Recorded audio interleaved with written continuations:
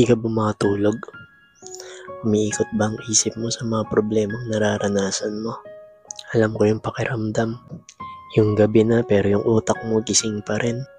Iniisip yung mga pagkukulang, yung takot sa bukas, at sa mga bagay na hindi mo kontrolado. Gusto ko lang ipaalala ito sa'yo.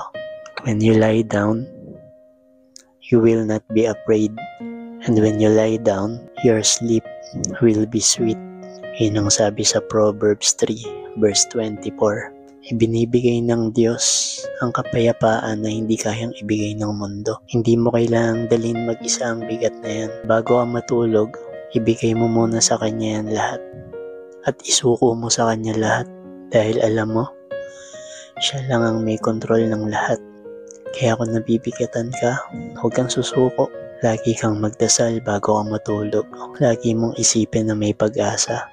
Dahil hindi niya tayo iiwan sa gitna ng problema.